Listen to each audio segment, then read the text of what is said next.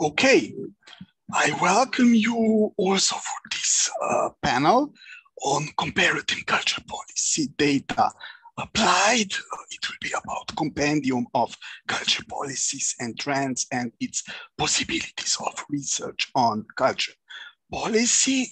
Initially, before I start with presentations of the panelists and of the topic, I mentioned my voice. Those who know me know well that I have one smaller disease with affect the voice. It is not COVID to this end. I am happy, but my voice is a little bit mixed, I would say, but usually there are no big problems with presentations.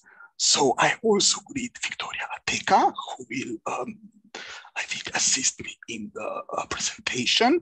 The presentation, so this conference is, I think, the first time, or at least the first time in recent many years that ACI conference has a specific topic. Topic is culture policy.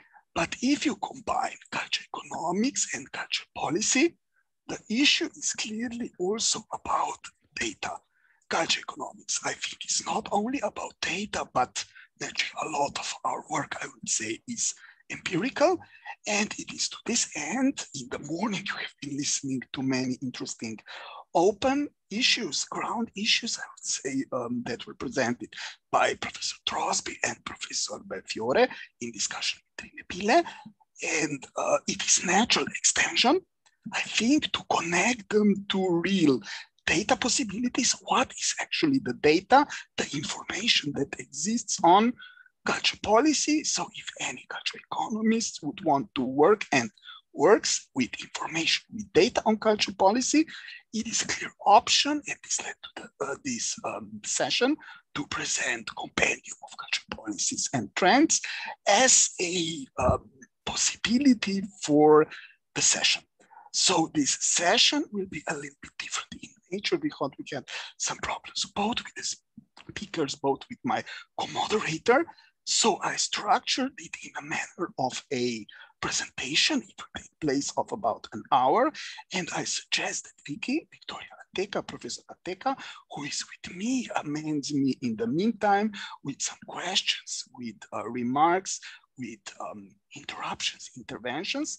The aim is to present compendium and as we both with Vicky participate as experts in the work of the compendium, I assume this will really be presented in the manner best suited to listeners, culture economists, culture policy scholars, users, potential users of information and researchers, so that you see what are the possibilities that this platform brings. So please, Vicky, please just interrupt me whenever you find wanted, I would say wished.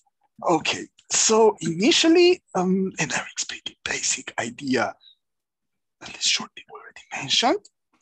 The original idea for this session, basically, as you will hear, compendium of culture policies and trends, previously compendium of culture policies and trends in Europe, is a Europe-wide initiative which even spurred across the world in certain initiatives in certain years and so on.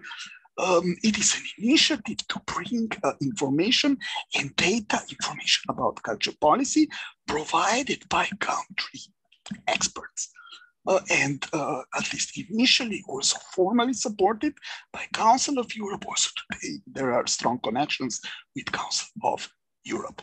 And this led, but the experts, as you will hear from 43 countries, are of many different backgrounds, a lot of them, several of them, not of research or academic background, from institutes, even from ministries or organizations, cultural workers. So there was a discussion which led to the proposal of a special issue. It is still not accepted to IJCP. So if there is any editor there, please do not jump or mind.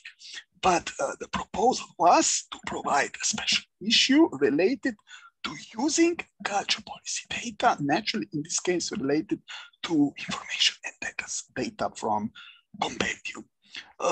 This nicely complements what you heard in the morning, the proposal from Professor Belfiore. I hope I will not intervene with her proposal on the special issue of culture trends, but this is another proposal which is underway, and it is joint idea and initiative with Ana Villarroya, Vicky's colleague, if I may, as Spanish expert for the Compendium.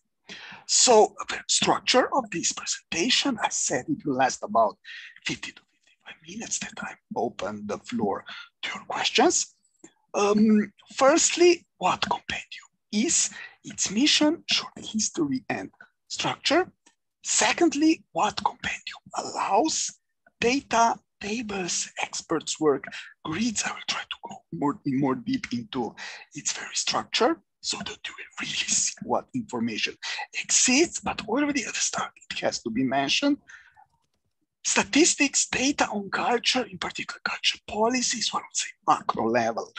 Data is prone with many problems. We will not even go into the discussions that happened in previous decade about culture statistics.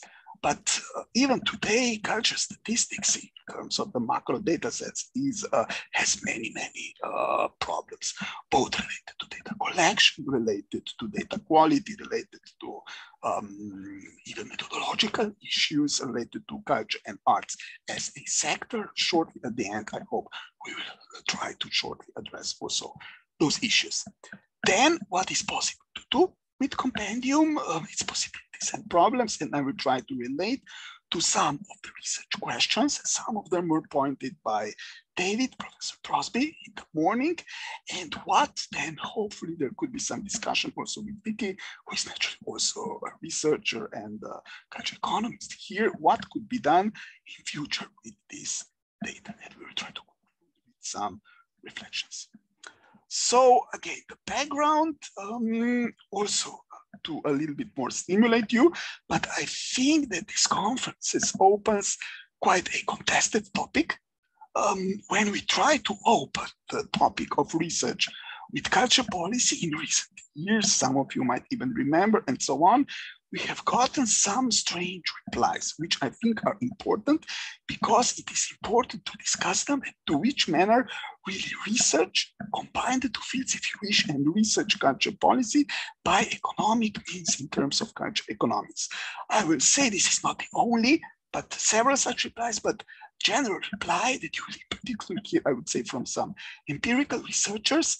In the morning, I think that David, Professor Crosby mentioned that culture policy research is usually considered as connected to culture studies area, even to art history sometimes, to sociology.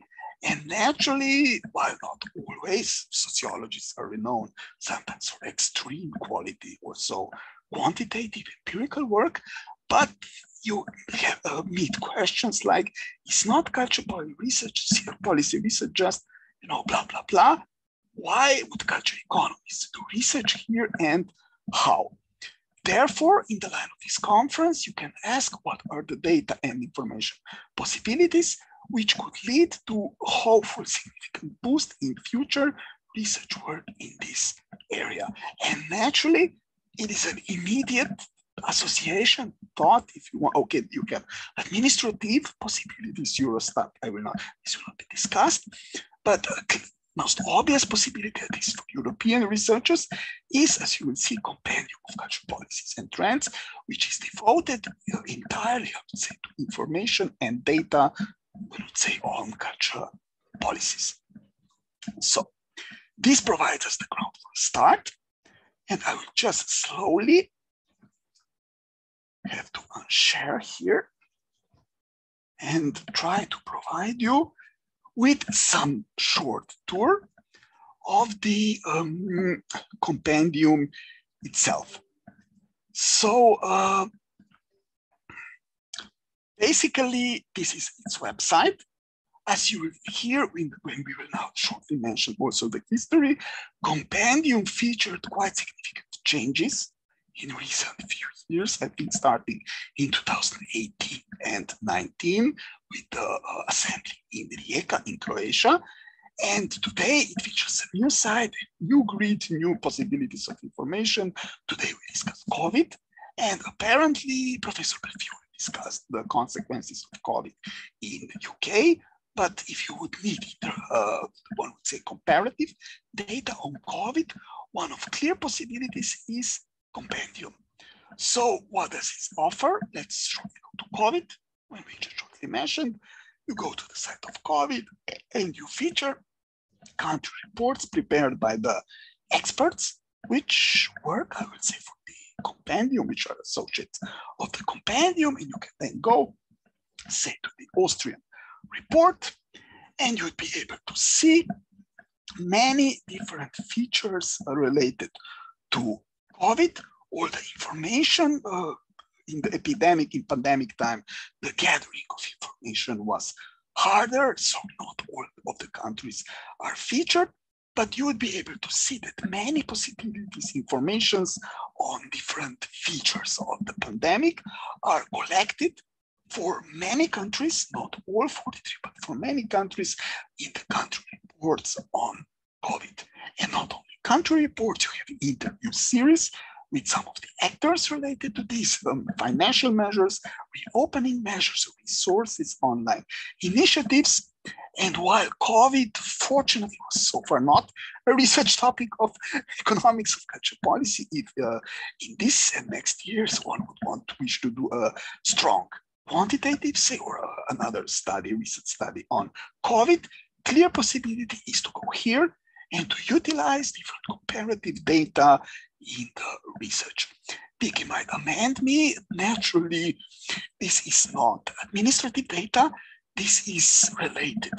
It is not, it is close, one would say, not really survey data, but it is gathered, one would say, from secondary sources, not, it is not administrative in this sense.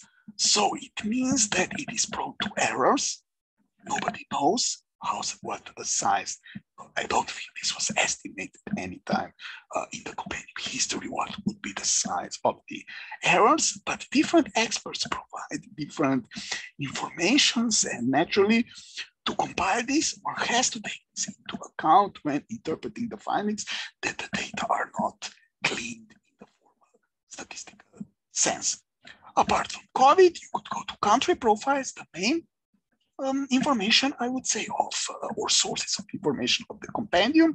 Each of the 43 European countries, this includes not only European Union, but also, say, Georgia, Azerbaijan, and Armenia. This includes Ukraine. This includes even Holy See was included previously, I think, even Canada in some years, and so different. But Canada was really exception, but Monaco, Andorra, so not only European Union countries are included.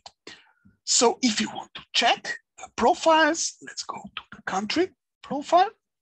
I will explain then also the grid, how it is formed, and say you click on France, and you have the culture profile of France in 7 different chapters. This is the structure of the present grid, and you check country creative sectors, which were mentioned as one of clear economic topics in the morning by Professor Trosby. And there you have, you click on the chapter, and you have a text with information on past of this area, and in particular on the current open and discussed areas, and overview on the situation. In this case, on the heritage area, another area mentioned in the morning in France. And all of those information is connected to resources. There's a special website for the resources, so you're able to check or go additionally to check what are the sources of the data, and additional sources where you could search for this cross-country comparative information. And in this section, you also have archives and libraries, you have performing arts, you have visual arts, and even crafts are here. You have culture tourism, you have culture arts and creative industries, as you will see. So Compendium tries to cover the most comprehensive and also the most relevant information on the current state of culture policies across Europe. There are other categories. You could search the regional and local, this will be shortly mentioned. Additionally, world, there was some project on additional Asian and MENA region compendiums. You have even shorter versions. There are information structured, gathered, statistics. You could check the participation statistics in this sense, and you have comparative tables. So basically from the information provided by experts and information in the data sources that I showed, those tables are compiled. It is still an open question. I hope Vicky might even correct me, but it would be great. Those tables are collected and done by the compendium staff themselves. Possibly in future, it could also be great to connect. We know that, say, Eurostat and foreign organizations have usually formal staff for this to clean and to assess the data, but at the moment, ourselves, so the compendium experts and related staff provide and compile the tables. And then you have number of Facebook users, internet penetration rate. So this is the area of cultural participation. Again, Vicky surely might amend me if there is any issue particular to be pointed here, as this is, I think, one of her research interests. You have funding, say, statistics. There you have total government expenditure on culture. Let's check the table. So you have central government, regional government, and municipality, many different information. But to go back to the presentation itself, then you have to be, you would have also comparisons. Let's check diversity. Shortly, you have the table here. Those are descriptive data in this sense. So several topics are covered in the structured data, and in the resources, if you would go here, you have resources on current culture affairs. If you also check diversity, then you're able to see this is then additionally structured also by international organizations and sometimes also individual countries. We will explain in detail the structure of the compendium, but also to mention, you have a detailed list of experts. Compendium is a large group, as you will see, 43 countries, and each country sometimes or often has 2 or even 3 experts. Some you would know quite a lot of them, I assume, but largely from the also culture policy circles. I'm sure some of you at least know, say, Stephen Hadley, Tobias Harding, Goran Tomka, Milena Dragicevic, Vesna Čopić, Andrew Ormston, and others. Also Dorota had the previous panel, like we know. So there are renowned personalities like Professor Mongset and others. And the structure of the compendium, additionally, so it is listed. There is a board of the association, 7-member board. As you see, its present structure, it is going to a bit more younger scholars. In this sense, it has been started in previous years by Professor Wiesand, also Katrin Merkel, and other scholars. And the president is by Batjarve, who is also active in cultural economics as well. And there is a board of the experts, currently the president, which is also part of the reason that provides probably the legitimacy for me to speak about also the compendium itself. The vice chair is Milena Dragicevic, and the secretary is Marina Berberi. And presently, 2 professionals, insiders, one would say also from the previous years, from Germany provide the support to the compendium. But now to go back to the, just a second, the actual presentation. So a short history, quite several topics have already been covered, accidentally or whatever during this short overview. So the system, Compendium of Cultural Policy Trends in Europe, this was its previous name until 2019, has been implemented starting in 1998, and this lasted until 2017. It was a joint venture of Council of Europe and the European Institute for Comparative Culture Research, Eric Arts Institute, which is still very involved in the work of the Compendium with, I think, its president is Professor Villarroya, that was shortly mentioned. And also, it has to be mentioned, there is association, ECURES, I think it is Association of Culture Researchers. There are many associations. I was discussing this in previous years. It is quite strange. They are not more closely connected. It would be great if also ECURES and, say, Culture Economic Association, Culture Policy, Culture Management Associations would, in this case, be more connected. ECURES was a lot connected, and I think still is, with the work of the Compendium. So through this, it was possible to connect between creation of network of independent national experts who still prepare and continuously update the Compendium profiles. They are supported, as we see, by service provider in this year. It is the first year that Oliver Göbel and Ulrike Blumenreich from Compendium provide this. They were previously experts, I think, not anymore, but Oliver and Ulrike are involved in the work of Compendium for many years. So currently, I will openly say this service provider and the board and everything really works on a super intense basis. Possibly we mention this also later. Every year there is a meeting of Compendium. The active participants meet at different locations. In the previous year and in this year it is online. Last meeting was in Paris, 2019. So in 2019, the Compendium and its expert authors adopted a new methodological structure. The previous grid was replaced by this one that you have seen, and also many changes that I mentioned were developed, also new website and so on.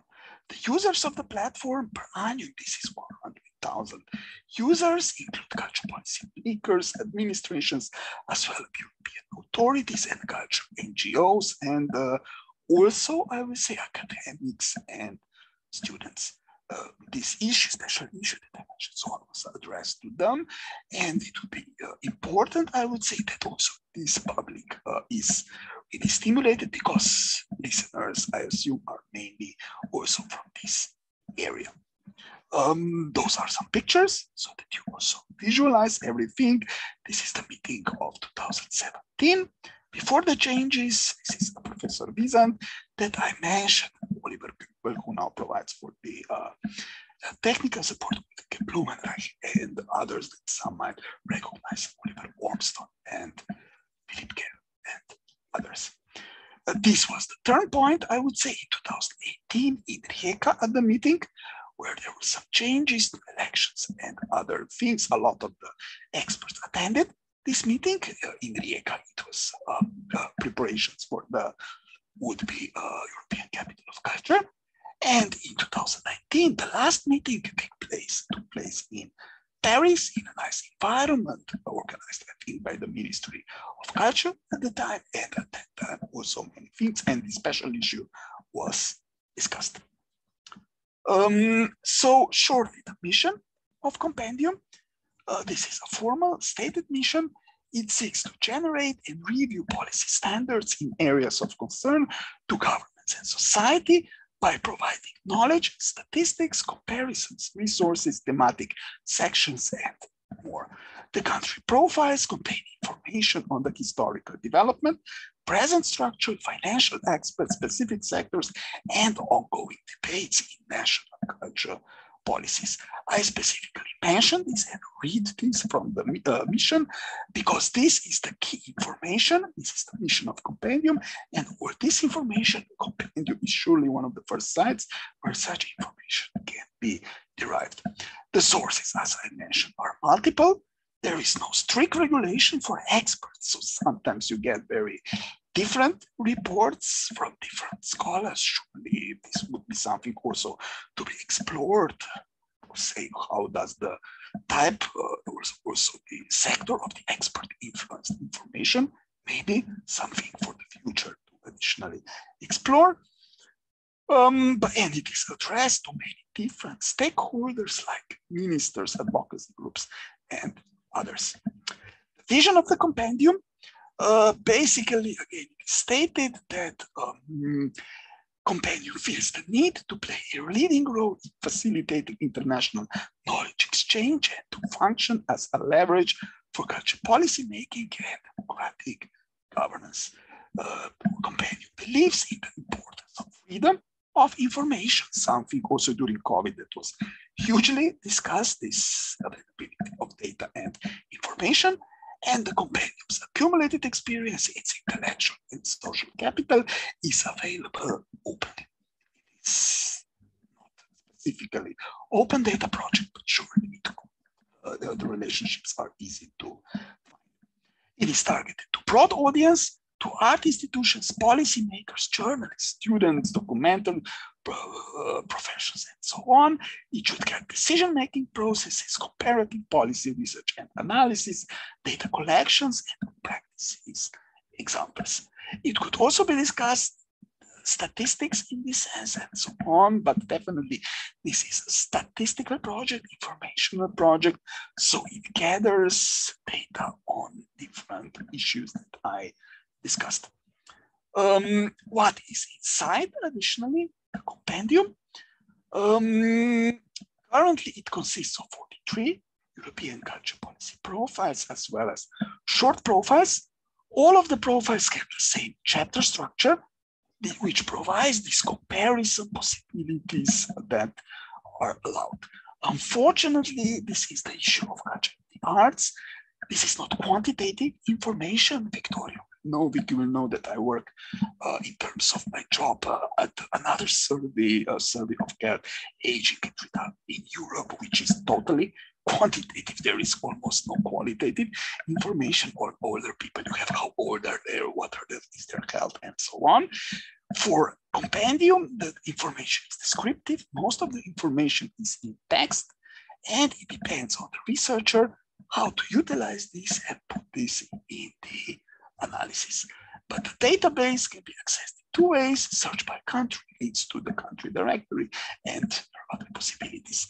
In the short profiles, you'll be able to find facts and figures, culture policy system that is needed, its objectives, main features and background, and current cultural affairs, key developments and key themes. But here, one clear problem has to be mentioned, possibly a little bit distant to culture economics, but prone to any social science ideology.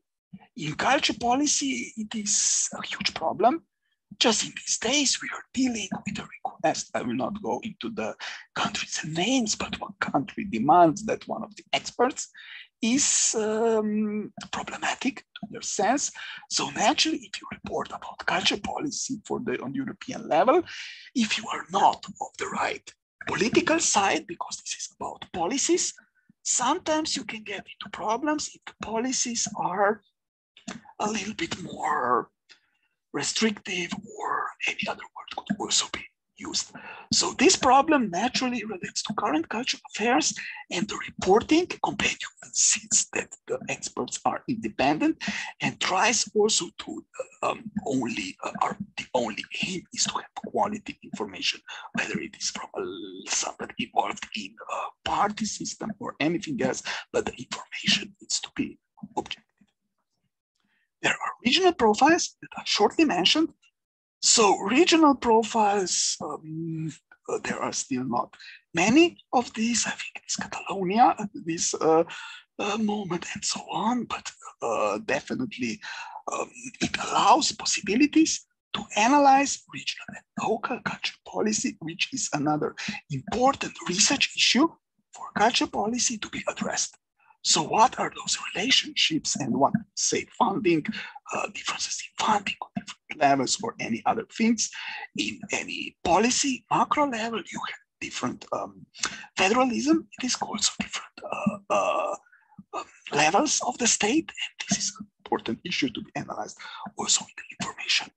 In the past, also World Asia, or in the region, so there were initiatives to transfer the compendium to other continents, and still I think this is an open issue, something important also to be discussed. So not only European information, but as many of you are from different continents as well, to have a global possibility to compare culture policies with the drawback that magic culture and the arts already their reception, their image, their definition is different across different cultures and hence different continents. To go over the grid, what information exactly are you able to find in the most basic country profiles? The grid consists of 7 chapters: culture policy system, current culture affairs, culture and creative sectors, law and legislation, arts and culture education, culture participation and consumption, and financing and support. This is the new grid. We will not discuss the old one, which sometimes you will still meet in some older reports, which are quite lengthy as well. So for the culture policy system, there are 4 sub-chapters: objectives, main features, and background. Domestic governance system, which each country should have an organigram of the working of the main actors, usually the ministry. National authorities are described in this text here: regional authorities, local authorities, and non-governmental actors, and transversal cooperation across different actors as well. In terms of the institutions, you have overview of culture institutions, data on selected institutions. Usually they are selected by the experts themselves, which institution they choose, whether it is public or private, and some trends and strategies usually related to public culture institutions, which are in most countries the prevailing forum naturally for European culture policy system. There are data on international cooperation, on public actors of culture diplomacy, and on international actors programs, and on cooperation with the NGOs. So this is the overview, also the history usually of the culture policy system, written again by the experts that are here, and you're able to access the main information and connections, links to the documents which could take you forward. There are current culture affairs with the issues that I mentioned. Sure, it is ideological and so on. Naturally, each one mentions the affairs, the issues he or she finds the expert as relevant, the most important. You have the chapter on key developments, chapter on cultural and ethics, chapter on the role of artists and culture professionals, the workers that we also discussed in the morning. Digital policy and developments, culture diversity, a topic which was discussed in recent years and Compendium tries to follow. That also some changes are done throughout if there is an important topic in the policies, whether it is culture industries, it is sustainability and culture. This topic is included, as you see, also then in the grid, diversity like digital issues. There is culture and social inclusion information, so side impacts on the arts. Possibly also Vicky can comment. I think naturally she has had projects and works also in this area for sure. Culture sustainability and other issues that one finds as important. Then you have the sectorial aspects. So 5 main sectors. There is a 5 category. This section of heritage, archives, libraries, performing arts, visual arts, crafts, and culture creative industries. I would say that it is feasible and easy categorization. We could discuss whether it is theoretically correct, but it provides, one would say, a feasible grid to encompass the area of culture and creative sectors in its most so you have books, music, audiovisual media, design, tourism, among the creative industries. There is a special section of the legislation, which is important also for culture economics scholars. As you know, economics and law and economics is a big subject area, also in economics in general, with issues here, neo-institution and others. So you have information related to macro level on many different legislative information on tax laws, on labor laws, on copyright, on data protection, on social security, on public funds. All of these are economic topics. So all of these you will find information on general legislation and also on the sectorial legislation that is here. You would also find information for each country.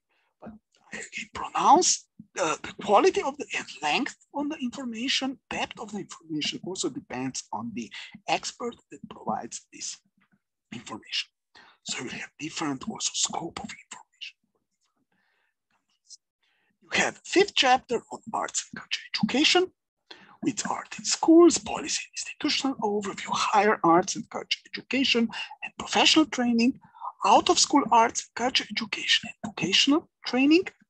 There is chapter on participation and consumption, policies and program, trends and figures in culture participation and in consumption, household expenditure, and a special subchapter on culture and civil society. I will additionally mention both of us with Vicky were earlier also in Compendium. I would say much earlier than this grid happened. So previously there was different chapters, I think more chapters, but this is the result of this last, I would say, discussions in last few years, how to compose this grid. Finally, very important, naturally, financing and support. You have public funding. Usually, I would say those data are of quite good quality. We have experimented with it in the past. You also have COFOG data as competitor, one would say, on a Eurostat level. But in general, you could go to Compendium and find tables and indicators for expenditure on government level and per sector. The opposite to this is private funding. I received quite a few questions from few of you, possibly also in the audience. I do not see now the audience, but how to access, because we know that information private funding is much harder to get. Still, I think there would have some problems in it. This is an issue that would really need to be solved, how to have a good information on this. And on support programs in culture policy, you know that parties have funds, they have grants, awards, scholarships, support to unions and other support, which is another important information on this topic. So then, but then to turn also to discussion and to Vicky, hopefully you have a chapter on COVID, which we previously shortly covered. You can check it, you will find great information. I will openly say that it will allow you to make additional studies on the pandemic. I hope they will be ended in next year and you will get those funds, but still this is a very actual, unfortunately, topic. You have comparison tables that we shortly mentioned previously, culture, infrastructure, participation, markets, and prices. There is a special QPIX, culture prices index, taken care regularly each year for each country. Funding overview, employment overview, resources overview. So all of the large topics, I would say, for culture policy system and culture policy research as well. You have resources as well. If you would be able to check, we will probably not have enough time, but you will be able to check many policy documents, many books, many monographs, many articles are listed, also from recent years and from the past years, also different websites, and you'll be able to see that also this provides a great overview and information for the work here. On the experts, there are 43 countries that I mentioned. There are also working groups in principle that were formed several years back that would somehow condense more the work of the experts on the legal aspects, diversity, financing, creative industry, and others. You also have membership possibilities, not so important for researchers, but this also funds partly the Compendium. You have permanent members, Council of Europe and ERICARDS, standing members, 4 at present from Bulgaria, from Estonia, the ECURES and the Italian Association per l'Economia della Cultura, and 18 stakeholder members. And then naturally, all of this leads to questions for the researchers. Is this of any use?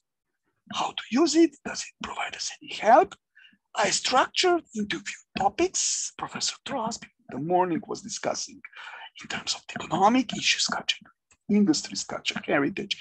He also mentioned effects of culture policies, issues on the labor market, value of culture, financing of culture, and economic impact.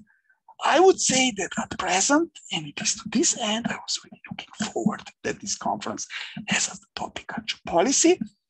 The empirical, if you wish, econometric or statistical or however you call it, research, quantitative research on methodological research on culture policies is still, I would dare to say, something in many aspects very open and rather full of voids.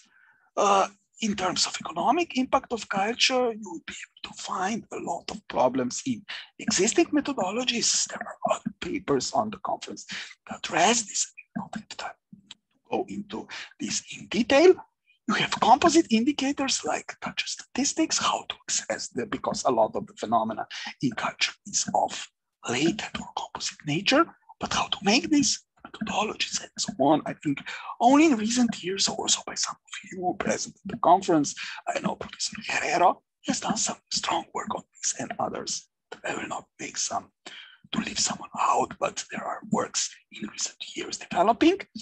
Public financing of culture is something I would dare to say still in need of research, which is very strange, at least to me, because there are strong quantitative data that I mentioned, but the determinants, cross-country studies, some macro-level studies using, I don't know, vector autoregressions, if you wish, or anything else, are still to be done.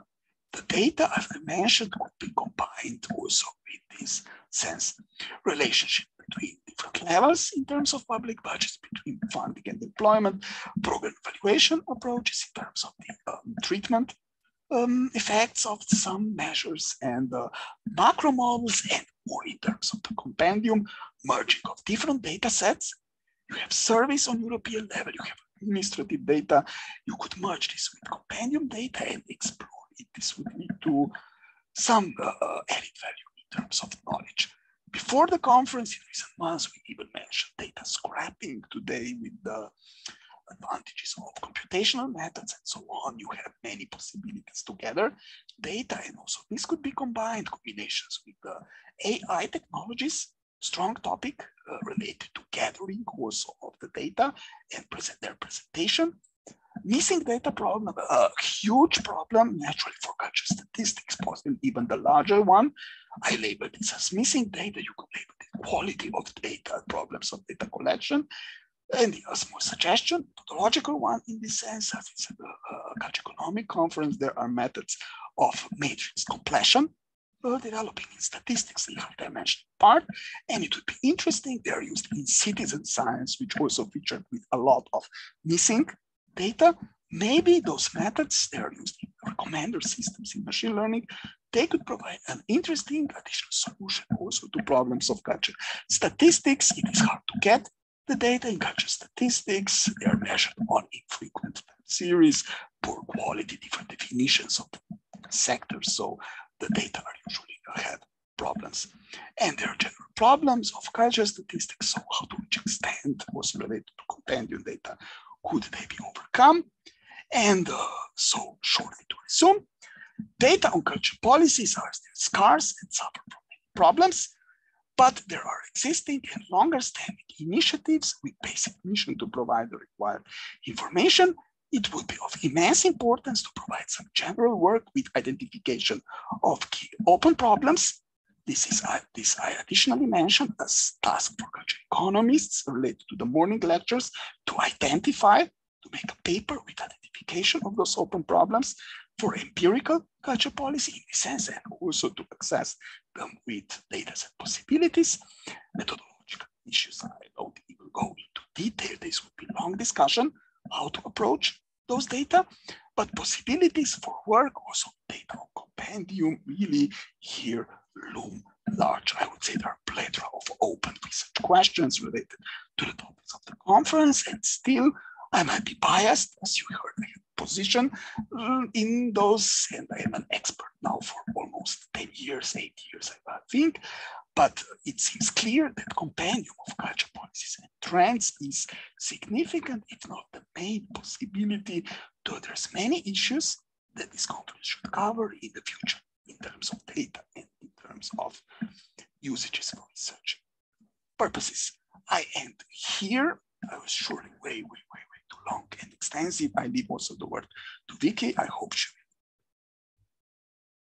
will amend something, and yeah, to discuss the possibilities here. And hopefully there will be questions.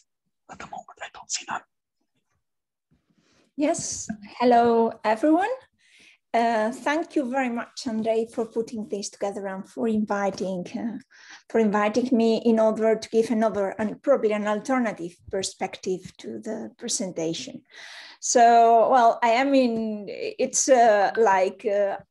cannot absolutely talk in terms of an end user, because I'm also a member of this project. I joined in 2012, something like that. There was, let me see if I can, sorry, I need to close. Yeah, so I will make full screen and full screen. No, yeah, okay. So I would like to guide you and to address a number of issues about how the information that is in the compendium itself and the community of practice can be a useful source for people doing cultural economics. Our analysis as cultural economists, the first thing is that it's not context-free.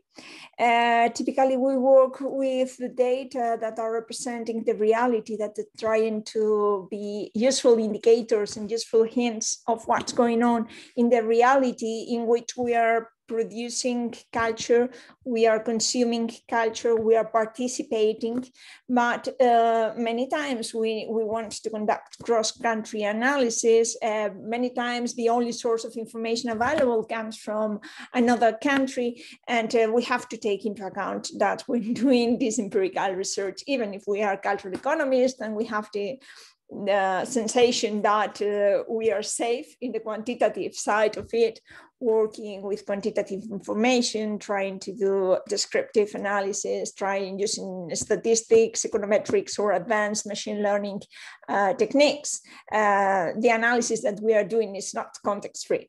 It's not context-free in terms of the aims. It's not context-free when we want to analyze the motivations behind the things that are going on. Incentives and institutions are very different from one country to the other, and also the limits of the interpretation that we have to give, or that we are allowed to give to our results. So in this first sense, the Compendium of Cultural Policies and Trends is a useful resource, first, to find evidence, to contextualize that evidence, and also it's also the outlet for some peaceful, quiet, and professional analysis. The reception, most of the reception, Andrej was extensively talking about this, who are the users, how this is useful for different stakeholders and different targets or groups in the audience. But in the policy and in policy analysis and in the motivation for policy, this has been widely used. And still in academia, this is not so often cited, but you find it in research book chapters, overview of the situation, and in the grey literature in that area that lies between policy, academics, and consultancy. So I think that's a valuable resource in order to have accurate interpretation of the facts. It works absolutely in terms of a complement to the approach of official statistics, but many times it offers more a broader framework for comparability. And also when we want to move around different European realities and different European countries, I find that it's a friendly entry gate. A friendly entry gate in the sense that some of the most updated profiles, for instance, in the Spanish profile, which is a collaborative effort between Ana Villarroya Planas from the University of Barcelona and myself. Since the two editions, we have been trying to be very, very careful introducing links to the English or to the Spanish version of the information in its official or original sources. So you can take one of these profiles that have been reduced. So there are long profiles and there will be shorter profiles. First, as a friendly entry gate, in order to know more about the reality of, actually the compendium is called Cultural Policies and Trends. So for any of these countries. And another feature that probably Andrej has not highlighted enough, in my opinion, it's the interest of the whole information system and the whole compendium as a resource, as a teaching resource, and as a resource that is useful in order to introduce many of us. We are academics, but we make a living giving classes to younger scholars and to people in the university. And many times this is having this as a friendly entry gate. This is a nice way of approaching students, also in cultural economics, to data, to different phenomena such as cultural participation or the potential societal impact of the arts or gender considerations, labor force, or even consumer price indexes for cultural goods and changes in those indexes through times. If you want to teach something, for instance, about von Molesco's disease, and you want to show some of this, well, you've got the alternative of going to the Eurostat, and there are the price indexes for all categories of cultural goods, for different categories of cultural goods. Alternatively, you could go and you could also go through this information in the compendium. Okay, so this is an alternative, and this is also an alternative to Eurostat, as I have said just now, in terms of geographical scope, because it recognizes that Europe is a broader and much richer reality than just EU27 or EU27 plus UK, or typically the list of countries that are members of, or that contributes to Eurostat statistics. So this is one of the advantages of using this. Second, it can inform the debate. And there are many issues, such, for instance, in public funding, in the original idea and how this got transcribed in the program of the session, there was something which was closer to, let's say, a paper about the possibilities of identifying crowding in or crowding out effects in terms of public funding of cultural heritage at different instances in different countries, and in terms of the relationship between those public fundings and the private contribution in terms of donations of time and donation of money of people to cultural heritage organizations, right? So when you go to the, even though this should be one of the indicators as collected in the United Nations framework in terms of the Sustainable Development Goals, this is indicator 11.4. There are big difficulties in terms of I guess even in terms of having the countries reporting this, because of the differences between federal and centralized realities, because of the differences and the limits of these statistical classifications in terms of COFOCs. So there are many dark areas. There are many dark areas, and whereas national statistics institutions and pan-European statistic agencies are doing their work in terms of homogenizing or harmonization, they have to respect more strict limits. This does not decrease the quality or the professionalism in dealing with these statistics, but since we are an information system, we can take informed choices based on our professional and academic assessment, and you can always find, or sometimes you find a smartest way out in order to have this evidence.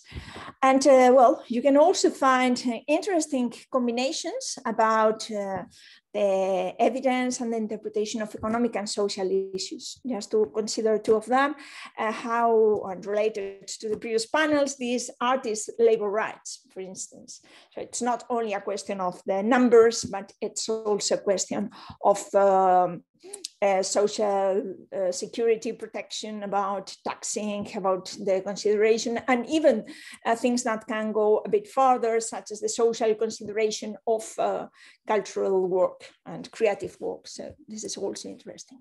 And last, I would like to mention that this is highly collaborative. First, in the establishment of the criteria and the contents, as Andrej mentioned, this went through a process of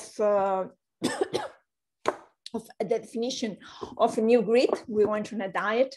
So there were some country profiles that were longer and longer, probably because of additions and because of the change of the project. Actually, I would like to mention that, well, here in Spain, this is a project that some prominent members of the association have been involved in one way or the other since early. Professor Bonet from the University of Barcelona, Juan Prieto Rodriguez and Victor Fernández Blanco from the University of Oviedo. So this has been, there is like a long tradition. This meant that aggregations, the spirit of the contributions is there in the longitudinal sense and in the memory of everything. But then, well, the criteria and the contents were adapted also to current issues. It's also collaborative in the writing of the profiles. Ana Villarroya and I, we do this in a highly collaborative way. We discuss a lot about sources of information, about the interpretation that we may give and the check and balances between what we're writing and the sources, the links. And well, it's also highly collaborative in the adoption of this international research that can be dedicated to timely and current topics, as in the response of COVID-19. This is like having different antennas all across Europe in order to get a grasp of reality. And this might also be useful now if some of you consider now that we are all with high expectations about the Horizon Europe.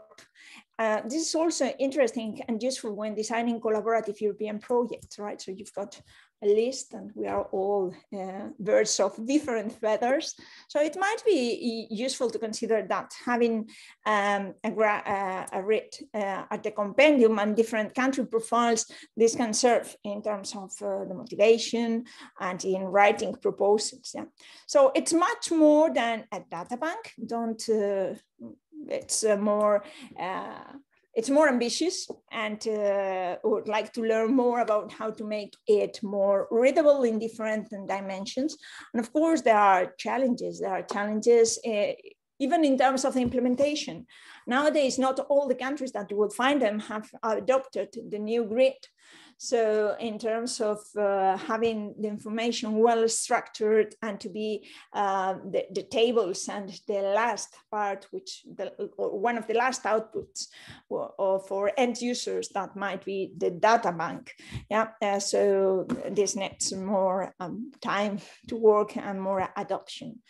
So I would love if in the European context, or at least in the European Union, we had something close to NADAC as the NADAC in the United States. For the time being, probably we don't have the patronage of any institutions in order to do that. And probably based on the long history, which is covering relevant decades in which many things have been going on in terms of the European integration process, in terms of digitization, in terms of democratic challenges, and important debates about democracy and cultural participation, a huge development of all these creative industries, creative economy, discourse, and how these have permeated in different levels, different countries across Europe. I think that this is a very valuable resource. And now I give back the floor to Andrej. Yeah.